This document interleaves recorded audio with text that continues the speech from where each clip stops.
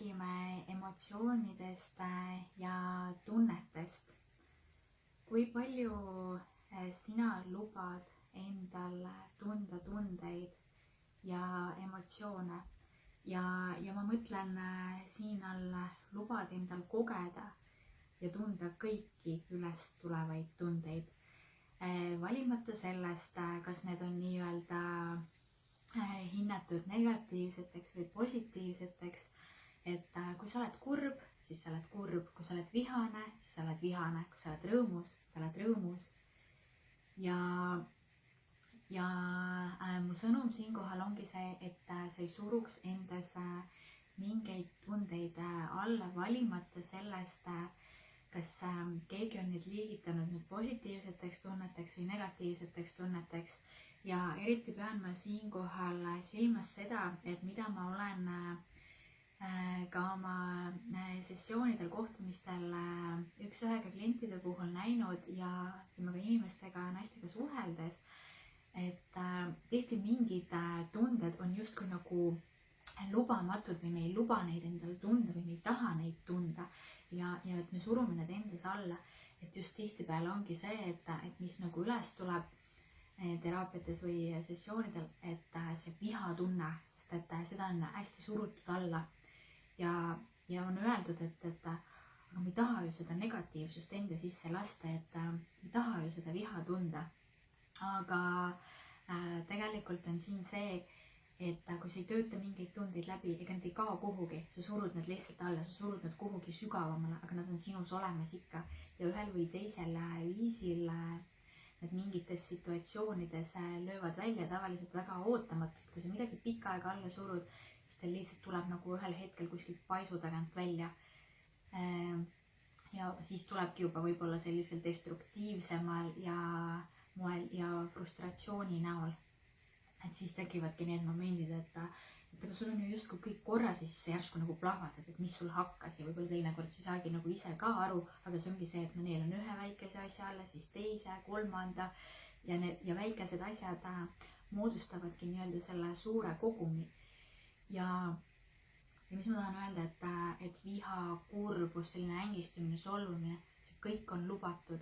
Viha on lubatud tunda, viha on lihtsalt hästi, ütleme, võib-olla tugev tunne, aga ka see on vaja läbi elada, ka seda on vaja nagu teadvustada ja tunnetada.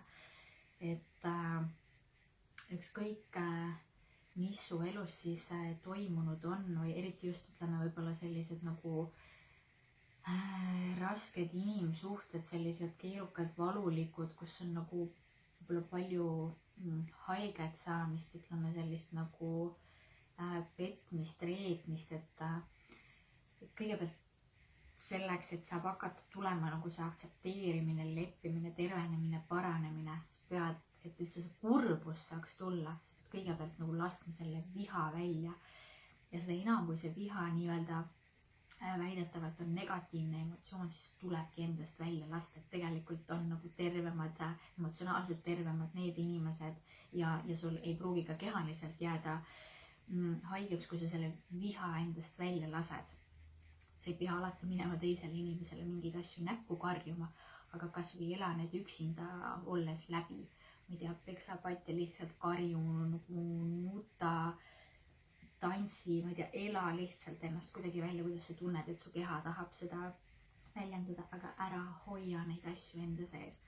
Sest mida sa surud alla, tuleb ühel või teisel moel ikkagi pinnale ja sinna viha alla, ütleme üldse võib-olla mingite nagu kurvemate emotsioonide alla jäävad ka rõõmsad tunded, kogu nagu see rõõm, mängulisus, elurõõm, uudishimu, selline nagu elu avastamistahe, et ka need on sinust kõik olemas.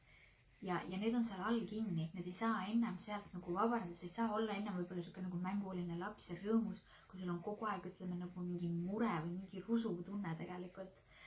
Ja et ongi, et võib-olla sa teinekord ei taha sellega tegeleda, sest et see on ebamugav, sa tead, et see on valus, siis tulevad võib-olla veel mingid erinevad teemad pinnale, millega sa ei tahagi tegeleda, sa ei taha neile otsa vaadata. Aga ma julgustan sind, et tunne neid tundeid ja ja luba neil olla, luba kõigel üles tulla. Kurbusel, pettumusel, ängistusel, vihal, rõõmul, naerul. Et rõõmule järgneb alati nagu naer ja siuke kergendus. Ja ei ole nagu paremaid või halvemaid tundeid. Muidugi on need, mida me tahaksime nagu rohkem kogeda. Et me tahaks võib-olla olla kogu aeg rõõmsamad ja rahul olevamad. Aga paratamatult elus on erinevaid perioode ja teemasid, millega tegeleda. Ja lõppkokkuvõttes ongi oluline see, et kuidas sa oskad oma tunnete ja emotsioonidega toime tulla ja kui kontaktis sa endaga oled. Et sa üldse teadvustaksid, et mis sinu sees parajasti toimub. Ja võib-olla minu sõnum ongi ka see, et me õpiksime ennast naistena nagu paremini kuulama, ennast usaldama, et ongi see, et me ei otsiks võib-olla alati väljast poolt neid vastuseid, vaid ongi, et mis minus praegu toimub, et sa õpiksid võib-olla läbi teadlike küsimuste nagu nii-öelda skaneerima iseennast, et okei, et mul on mingi nagu rahutus või rahulolematus, et no, et mis toimub, et sa istudki endaga maha, et sa ei otsi kogu aeg neid asendustegevusi selleks, et sa ei peaks nagu mingi tunde või emotsiooniga tegelema, et sa ei põgene lõputult sellest ära. Ühel hetkel saab see süük kätte, parem tegele juba ise, istu maha, leia endale mingi vaikne hetk, pane, ma ei tea, küünal põlema, mingi rahustava muusika, ole lihtsalt nagu vaikuses ja pane kas või silmad kinni ja tunneta, et näni, mis minus toimub, mis tahab praegu üles tulla, et mis tunne see on või nagu kus see näiteks on. Ja kogegi seda. Näiteks, et ma olen ise hästi praktiseerinud seda Maia KT välja taga õpetust, et ma kogen praegu või mina kogen praegu kurbust. Mina kogen praegu pettumust. Et ongi, et sa nagu, et mida sa koged. Et sa ei jookse selle tundest ära, vaid sa lähed sellest nii-öelda läbi. Ja sa teadvustadki, et jah, ma olengi praegu kurb või et ma olengi praegu nii vihane lihtsalt. Või et ma olen nii rõõmus. Või et ma tõesti solvusingi selle peale, et sa teadvustaksid. Ja oledki selles lubamises ja sa lähedki sellest läbi. See ei jää nagu kestma, et kõik, mis sa tood nii-öelda nähtavaks, mis sa tood pilti, mida sa ei suru alla, sellest sa saad läbi minna ja sa lähed sellest palju kergemini läbi, kui siis, kui sa ei taha neile otsa vaadata ega nendega töötada. Nii et vaata endale julgelt otsa, tunne tundeid, kõiki tundeid tunda on normaalne. Me oleme inimesed, meil on need tunded antud ja see ongi okei neid kogeda. Ja ei pea kaasa minema sellega, et ole alati positiivne, näe kõiges head, kui sa tegelikult sisimas seda sellel hetkel ei tunne.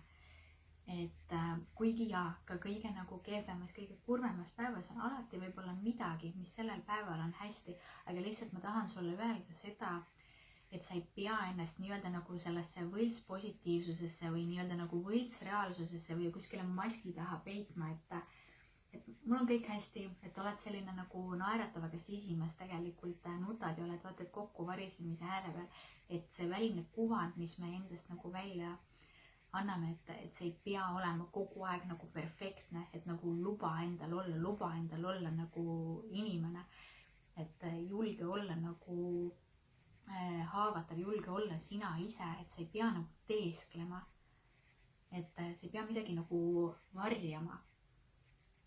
Ja eriti just nagu see, et sa ei anna endast välja nagu mingi sellist midagi, mida sinust tegelikult ei ole.